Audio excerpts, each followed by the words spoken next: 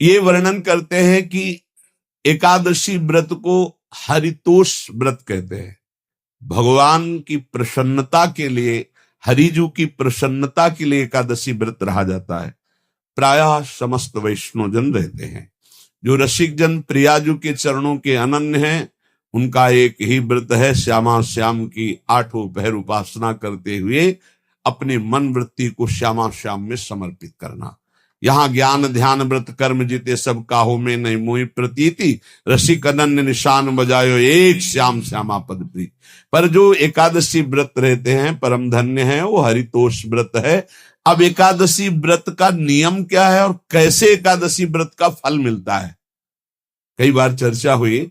बहुत सुंदर तस्मा शास्त्रम प्रमाणम थे, शास्त्र प्रमाण के अनुसार श्री सनातन मुनि बोल रहे हैं, अथ ते नियमान वच्मि व्रते ह्रस्मिन् दिनत्रये, कास्यम मानुषम मसूरान्नम चणकान को द्रवास्तथा, शाकम मधुपरान्नम च पुनर्भोजन मैथुने, दशम्याम 10 वस्तूनि वर्जयेत वैष्णवः सदा। जिसे एकादशी रहनी हो और एकादशी का फल प्राप्त करना हो, उसको ये नियम पालन करना चाहिए। अथ ते नियमान वच्मि व्रते ह्रस्मिन् दिनत्रये, उसको 3 दिन, एक तो दशमी और एक द्वादशी और फिर बीच में एकादशी, उसको 3 दिन संयम में रहना होता है, तब बीच की एकादशी का उसे फल प्राप्त होता है। जिसे एकादशी व्रत रहना हो, उसका नियम है कि दशमी के दिन कांसे के पात्र का त्याग करे। वैष्णव सिद्धांत है कि कभी जिसमें मांस बना उस रसोई का भोजन न ग्रहण करे। मसूर की दाल, चना की दाल, कोदों और कोई भी शाक, शहद, दूसरों का अन्न, दोबारा भोजन और मैथुन, ये दशमी के दिन त्याग दे। एक बार दशमी के दिन भोजन करे 24 घंटे में, क्योंकि एकादशी रहना है। कांसे का पात्र, जिस रसोई में मांस बना उसके भोजन का त्याग, मसूर की दाल, चना, कोदो, शाक, मधु अर्थात शहद और दूसरे के द्वारा दिया हुआ भोजन और दोबारा भोजन और मैथुन क्रिया, इनका दशमी के दिन कभी भी प्रयोग ना करे। इन 10 वस्तुओं से वैष्णव दूर रहे दशमी के दिन। फिर एकादशी के व्रत में, ये पीछे तो हम वर्णन कर ही चुके हैं, कहीं नहीं आया कुटू का वो कचौड़ी पकौड़ी और सिंघाड़ा का हलवा और ये दुनिया के खीर और सब। ये एकादशी के दिन किसी भी तरह की गेम आदि क्रीड़ा ना खेले। जैसे अब आज व्रत है तो बैठे हैं अपना मोबाइल में गेम खेल रहे हैं, ऐसा कोई भी क्रीड़ा नहीं, द्वित क्रीड़ा, किसी भी तरह का गेम, ये सब खेल नहीं। द्वित क्रीड़ाम च निद्राम च तांबूलम दंत धावनम, परापवादम पैशून्यम स्तेयम हिंसाम तथा रतिम, कोपम हनत वाक्यम च एकादश्याम विवर्जयेत। एकादशी के दिन उपासक को चाहिए कि वो किसी भी तरह की क्रीड़ा, मनोरंजन बिल्कुल नहीं। चनिद्राम, नींद नहीं लेनी उसको, न दिन में न रात में, एकादशी व्रत। और प्रायः पुराने महापुरुषों ने ऐसा किया है। रामदास जी डाकोर के रात में जाते थे, रणछोड़ भगवान के यहाँ कीर्तन करते थे जाकर, तभी तो भगवान उनके कीर्तन पर, उनकी भक्ति पर रीछ कर गाड़ी में बैठकर उनके साथ आए थे। पूरी रात जगकर कीर्तन करना, और दिन में तो सोना ही निषेध है। द्वित क्रीड़ाम च निद्राम च तांबूलम, पान खाना निषेध है एकादशी को, बिल्कुल नहीं। जो व्रत रह रहे। और दंत धावनम, वृक्ष से तोड़कर जो दतून की जाती है एकादशी के दिन है। परापवादम, दूसरे की निंदा करना, चर्चा करना नहीं, अर्थात अधिकतर मौन व्रत धारण करे एकादशी के दिन। पैशून्यम, चुगली करना। स्तेयम, कोई चोरी करना। हिंसाम, वाणी से, शरीर से, मन से किसी को दुख पहुंचाना। रतिम, अर्थात भोग करना, मैथुन करना। कोपम, किसी के ऊपर गुस्सा करना। अनत वाक्यम, झूठ बोलना। एकादश्याम विवर्जयेत, एकादशी के दिन ये नहीं करना चाहिए। एकादशी को एक बार कुछ फलाहार शुद्ध, अगर आपके पास कोई व्यवस्था नहीं तो थोड़ा दूध है, जल है, ऐसे आप लेकर, या थोड़ा सा फल ले लिया, थोड़ा सा फल लेकर के प्राण पोषण, एक दिन में मर नहीं जाओगे। कितने तो निर्जला एकादशी रहते हैं, हर एकादशी निर्जला। पूज्य श्री मथुरा दास जी निर्जला ही रहते थे हर एकादशी। चलो भैया, आपकी सामर्थ्य नहीं तो जल 2-4 बार ले लो, एक बार थोड़ा सा दूध और फल ले लो, चल जाएगा काम, प्राणों का पोषण हो जाएगा। ये आचरण न करे, एक बार कुछ आहार ले ले, वो भी शुद्ध भगवद अर्पित प्रसाद। फिर द्वादशी को काश्यम मांसम सुराम छौद्रम तैलम वितथ भाषणम व्यायामम च प्रवासम च पुनर्भोजन मैथुने अस्पृश्य स्पर्श मासूरे द्वादश्याम द्वादश त्यजेत। काश के पात्र में द्वादशी को भी भोजन न पावे, जिस रसोई में मांस बनाओ उसमें आहार न ले, किसी भी तरह का नशा द्वादशी को न करे, शहद न पाए, तेल के बने पदार्थ न पाए, मिथ्या भाषण न करे, और बहुत शरीर का व्यायाम न करे, बहुत थकावट वाले कार्य न करे, दोबारा भोजन न करे, एक बार द्वादशी को भी भोजन पवित्र। मैथुन न करे, जिसका स्पर्श नहीं किया जाता ऐसे पदार्थों का स्पर्श न करे, और मसूर की दाल न खाए। द्वादशी को जो इन नियमों का पालन करता है, दशमी द्वादशी ऐसे और एकादशी ऐसे, तब उसे एकादशी व्रत का फल प्राप्त होता है। जो इस पद्धति से एकादशी, ये जो मनमानी ये सब नहीं, हर पदार्थ मिल जाएगा आपको फलाहार में, हर पदार्थ हमको बताया गया कि आपको जो चाहो सब पदार्थ फलाहार का।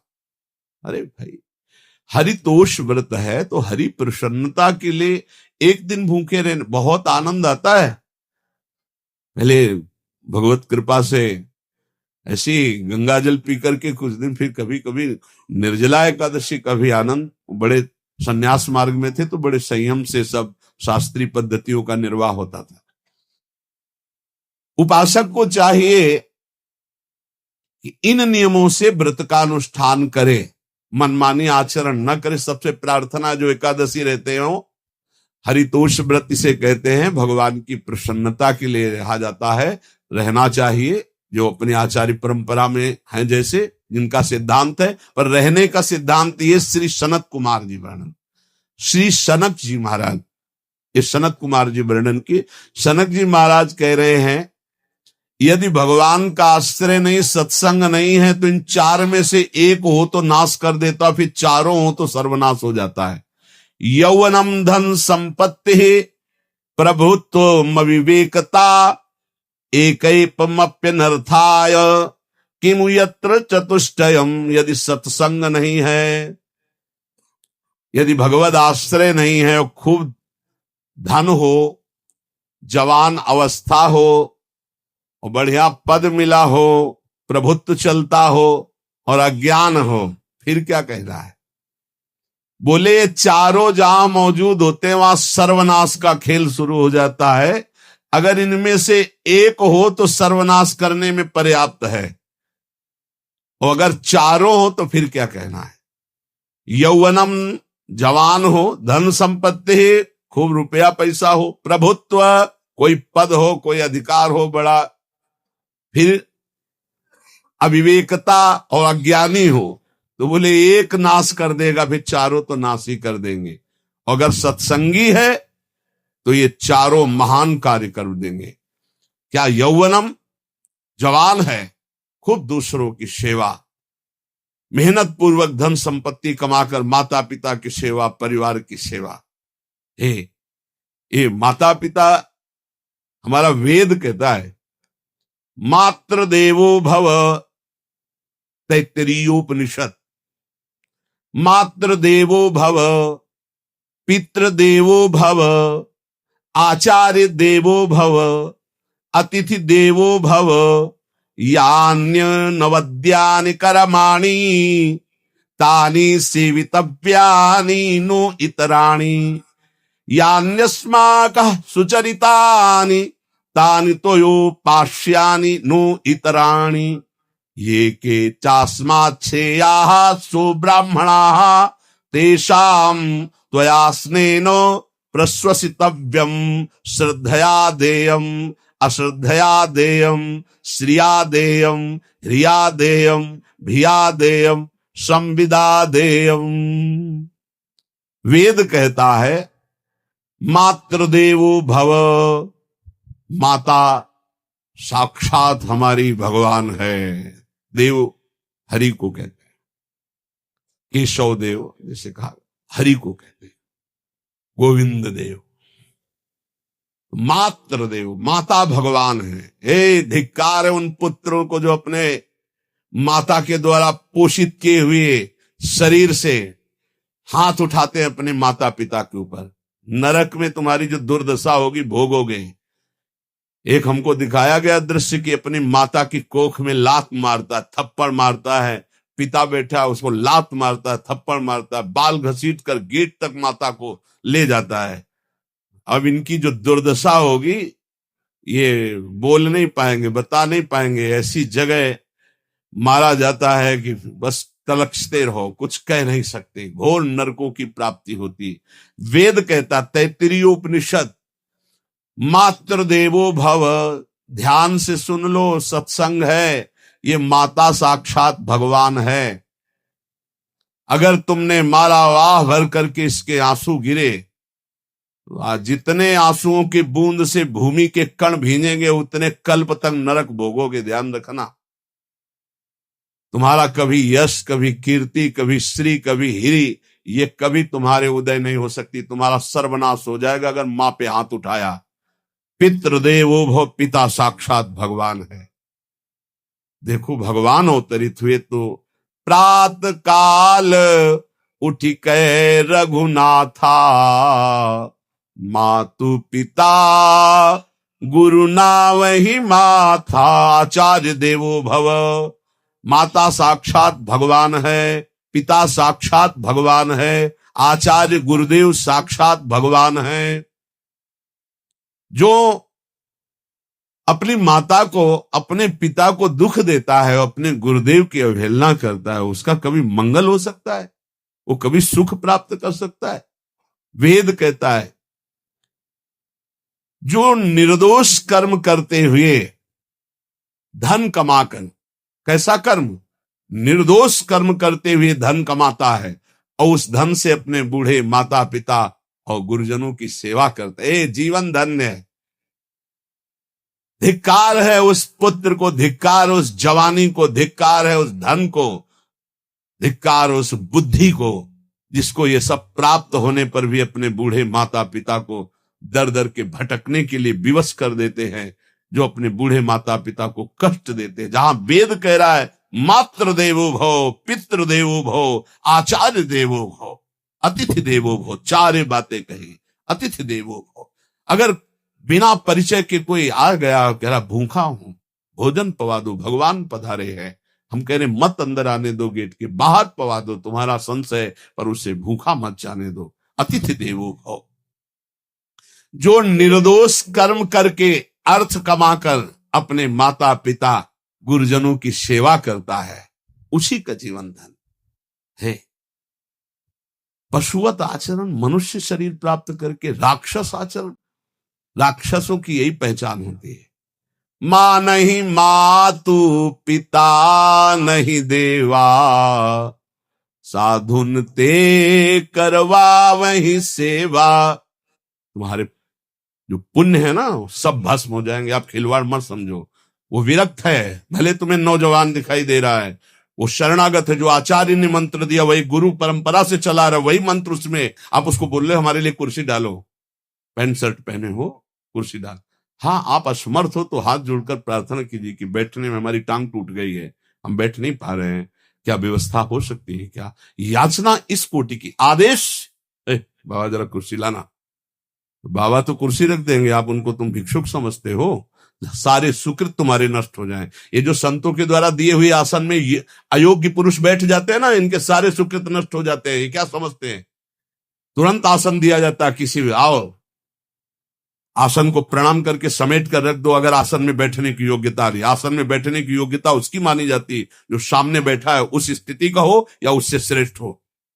बहुत होश में, ये बातें सत्संग में ही मिलती है और अन्यत्र नहीं मिलती। आसन बिछाने का मतलब तुम कोई महान नहीं हो गए हो, अपने में दैन्यता नहीं तो वैष्णव किस बात के? आसन ग्रहण वैसे ही बिछा हुआ है, उसके ऊपर आसन लगा हुआ है, गुरुजनों के लिए, श्रेष्ठ जनों के लिए। आप आसन में बैठने के अधिकारी हैं।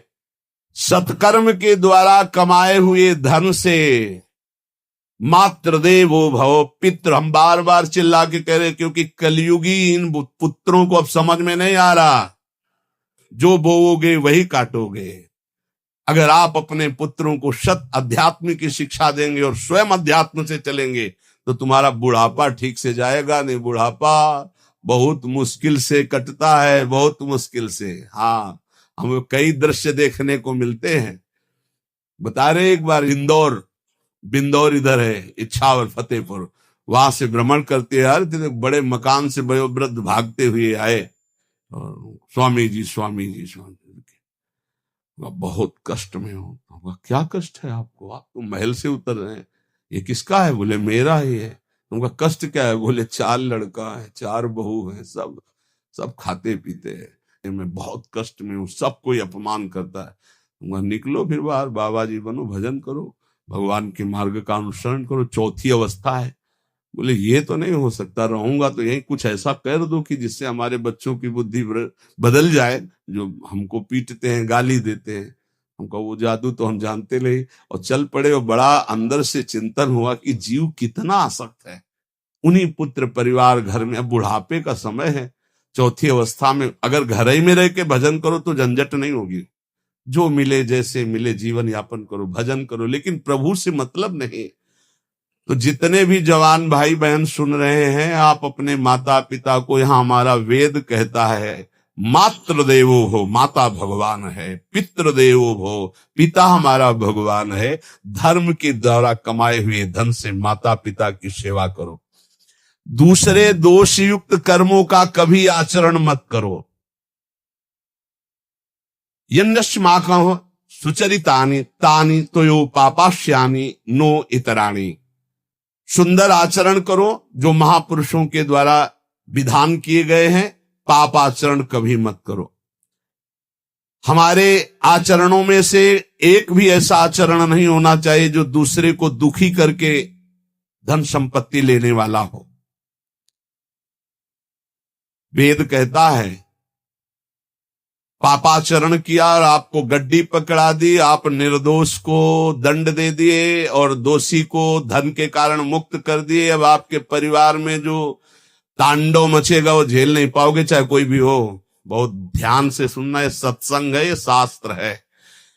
जो अधर्म पूर्वक दूसरे के द्वारा दिए हुए धन से गलत निर्णय करता है, दोषी को मुक्त करता है और निर्दोष को दंड देता है, उसको दुखिया को न सताइए, दुखिया देगा रोए। जब दुखिया के मुखिया सुने तब तेरी गति क्या होए। मर्सिडीज गाड़ी में भून जाओगे भुट्टे की तरह अंदर, कोई सांस लेने की जगह नहीं मिलेगी। कैसे? आगे से गाड़ी में किसी कारण आग लग गई, चलती गाड़ी में। अब आजकल सब रिमोट का सिस्टम होता है, वो तार जल गए जिनसे गेट खोला जाता है। अब गेट लॉक, लोग हैं आसपास कोशिश कर रहे हैं, न गेट खुल रहा है, न शीशा टूटा, भम मचा हुआ है, चीखते हुए अंदर एक एक परिवार का सदस्य भस्म हो रहा है। क्यों? किसी के परिवार को उजाड़ा तुमने, किसी के निर्दोष की तुमने दंड विधान किए हैं, पापाचरण किए, वो भोगना पड़ेगा। इसीलिए बार बार तुम्हें भयावह शब्दों से कहते हैं, कोई तुम्हें दंड नहीं देगा, तुम्हारे कर्म हर समय तुम्हारी खोपड़ी में सवार हो, वही तुम्हें दंड देंगे। इसलिए हमारा वेद कहता है, यन्यस्माकः सुचरितानि तानि तोयो पापास्यानि नो इतराणि। जिसमें महापुरुष विधान किए हैं कि ये आचरण करो वो सुकृत है, और जिसे मना करते हैं ऐसे पापाचरण मत करो, कभी दूसरे का अहित मत करो। जो कोई भी हमसे श्रेष्ठ गुरुजन है उनका आदर करो, उनको आसन दो, उनको विविध पदार्थों से सुख पहुंचाओ, विश्राम कर लेने के बाद वार्ता करो। श्रद्धा पूर्वक माता पिता गुरुजन अतिथि इनकी सेवा करना परम धर्म है। अश्रद्धा पूर्वक इनको कभी मत बर्ताव करो। बोलना, भोजन, ले बूढ़े जनों को ऐसे देखा है, ऐसे बड़ा कर लो, तुम्हारी भी बुढ़ापा आएगी, पता नहीं आ पाएगी कि नहीं आ पाएगी। अगर आएगी तो बहुत बढ़िया आएगी, तुम्हें ऐसे सताएगी कि आप देख लेना। बहुत हमारा हृदय इस बात से पीड़ित हो जाता है कि मां के प्रति ऐसा बर्ताव, जिस मां ने इतना पिता की क्षमता से हजारों गुना बढ़कर माता का प्यार होता है, ऐसे माता को, ऐसे पिता को हमें तो लगता है रोज चरण धो के पीना चाहिए। भगवान साक्षात इनमें विराजमान है। भगवान सच्ची कहता हूं, जो अपने माता पिता को त्रास देते हैं, भगवान भी रक्षा नहीं करेंगे, कोई दान पुण्य तुम्हारा काम नहीं आएगा, क्योंकि ऐसे महामहिम पूज्य माता पिता के प्रति आप ऐसा देखो। प्रार्थना करते, चाहे गाली बकने वाले, गुस्सा करने वाले माता पिता हों, यदि वो चल नहीं पाते, वयोवृद्ध है, तो भगवान की तरह पूजा करो, उनके व्यवहार को मत देखो, तुम्हारा काम बन जाएगा, उनका आशीर्वाद आपको मिल जाएगा। आर्थिक स्थिति के अनुसार अतिथि की सेवा करो, गुरुजनों की सेवा करो, भय से भी युक्त होकर सेवा करो। अधिकार है माता पिता का, गुरुजनों का, यदि आप सेवा नहीं करोगे तो अपराध लगेगा। इतना बड़ा शरीर पैदा किया है, लेवरी करो, रिक्शा चलाओ, उससे जो मिले अपने माता पिता की सेवा करो। तो यहां कह रहे कि ये चार अगर आपके पास हैं, इनका सदुपयोग नहीं हो। यौवनम धन संपत्ति प्रभुत्वम अविवेकता एकैपमप्यनर्थायम किमु यत्र चतुष्टयम। यदि धन है, जवानी है, आपका प्रभुत्व चलता है, बड़े पद में हो और अज्ञानी हो, एक तो सर्वनाश कर देता है, फिर चारों हो तो सर्वनाश पक्का। और यदि कहीं भगवान का आश्रय मिल जाए, संत जनों, तो ये परम मंगलदायक है। अविवेक विवेक में बदल जाता है। जो धन है, इसकी तीन गतियां बताई गई है। दान भोग विनाशश्च राया शूर्गतस्त्रिधा। तीन गति होती है, एक दान और एक स्वयं भोग करना, और अगर नहीं किया तो सर्वनाश, वो नाश को ही प्राप्त हो जाएगा। गांव के कंजूस जनों के धन दीवालों में निकलते हैं, मटकी में बंद बंद करके दीवाल में पैक कर दिया और मर गए। अब दीवाल में नहीं, अब लॉकर में है, बैंक में है। कितने हैं? बोले इतने करोड़।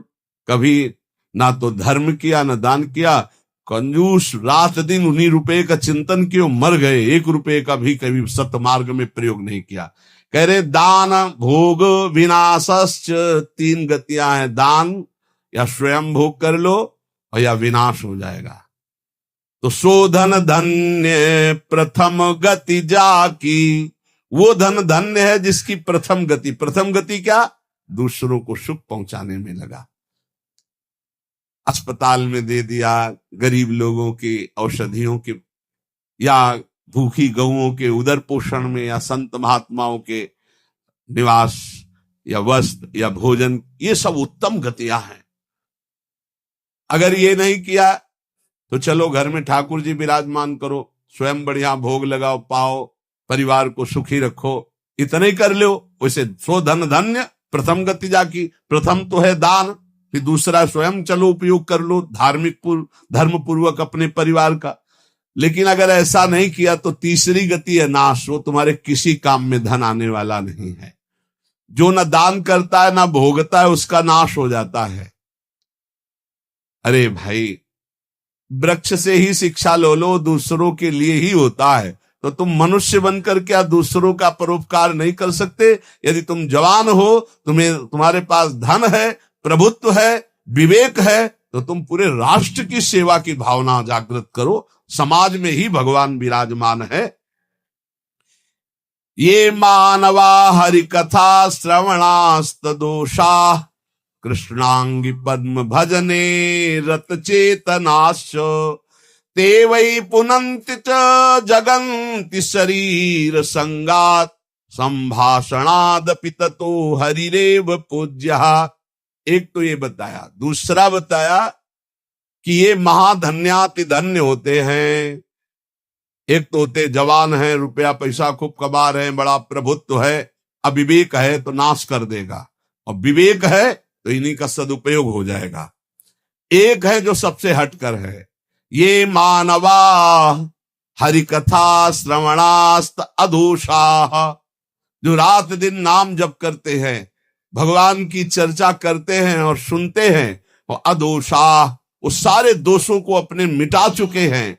कृष्णांगी पद्म भजने रत चेतनाश्च, निरंतर अपने चित्त को प्रभु के भजन में डुबोए हुए हैं, प्रभु के चरणों के ध्यान में अनुरक्त किए हुए, उनका क्या प्रभाव होता है? बोले तैवई पुनन्ति च जगतंति शरीर संगात। ऐसे महात्माओं का यदि शरीर है प्रगट में, तो उस शरीर से स्पर्श करके वायु जिस जिस को छूती है वो पाप रहित हो रहा है।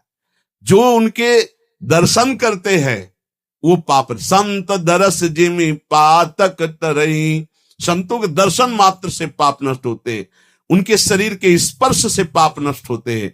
संभाषणादपि ततो हरिरेव पूज्यः, यदि उनसे संभाषण करने को मिल जाए तो बोले वो इतना पवित्र हो जाता है कि भगवान उनमें वास करने लगते हैं। हरिदेव, हरि उसमें विराजमान है, हरि ही है, ऐसा वो पूज्य हो जाता है। यदि जो नाम जप कर रहे हैं, जिनका चित्त भगवान के चिंतन में है, जो कथा भगवान की चर्चा कर रहे हैं, जो भगवान की चर्चा सुन रहे हैं, अदोषाः, जो समस्त दोषों पर विजय प्राप्त कर चुके हैं, ऐसे मानवाः पुनन्ति च जगतंति, वो पूरे जगत को पावन करने की सामर्थ्य रखते। सातरते सातरत सा लोकांतारयति मम भक्ति युक्तो भोनम पुनातु, वो लोक के लोक पावन कर देते। कैसे? उनके शरीर से स्पर्श की हुई वायु दूसरों के पापों का नाश, उनका दर्शन दूसरों के पापों का नाश, उनका संभाषण दूसरों के पापों का नाश।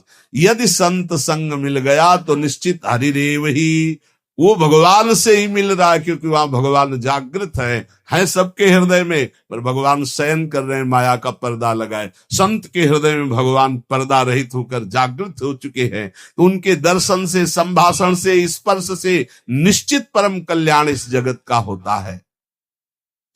कौन भगवान? भगवान किसे कहते हैं? तो बोले सनंदन मुनि बोल रहे हैं। सनातन जी की सुना एकादशी व्रत पर बोले, और अभी तक सनक जी बोल रहे। अब सनंदन जी कह रहे, ऐश्वर्य समग्रस्य धर्मस्य यशसः श्रियः ज्ञान वैराग्ययोश्चैव शरणां भग इतीर्णा। संपूर्ण ऐश्वर्य, संपूर्ण धर्म, संपूर्ण यश, संपूर्ण श्री, संपूर्ण ज्ञान, संपूर्ण वैराग्य, ये 6 जहां विराजमान हैं भग, उन्हें भगवान कहते हैं। ये पूर्ण रूप से भगवान में ही विराजमान है।